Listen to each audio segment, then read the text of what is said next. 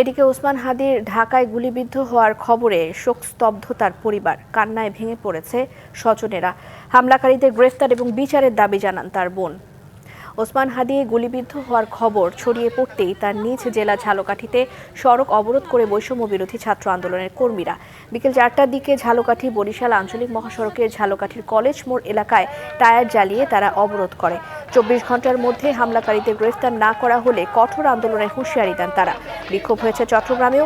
বিক্ষুব্ধরা বলেন, যারা দেশকে অস্থিতিশীল করতে চাইছে তাদের ছাড় দেওয়া হবে না। দেশের ছাত্র জনতা তাদের বিরুদ্ধে আবারও রাজপথে ঝাঁপিয়ে পড়বে বলেও হুঁশিয়ারি দেন। এছাড়া সিলেট, কুমিল্লা, বাগেরহাট, দিনাজপুর সহ দেশের বিভিন্ন জেলায় হামলার প্রতিবাদে বিক্ষোভ হয়েছে।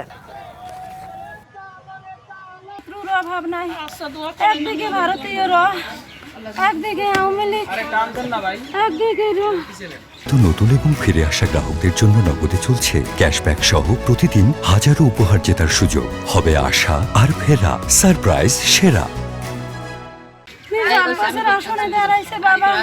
বাংলাদেশে যত অনিয়ম কালচার চলতেছে প্রত্যেকটার সে বিরোধিতা করে। এত স্বচ্ছ মানুষ তো এই বাংলাদেশের রাজনীতি ভাই আসতে পারে না। আমরা সেই জন্য বুঝছি যে একটু ব্যালেন্স করো ভাই, ব্যালেন্স ছাড়া তো এই দেশে টেকা যাবে না।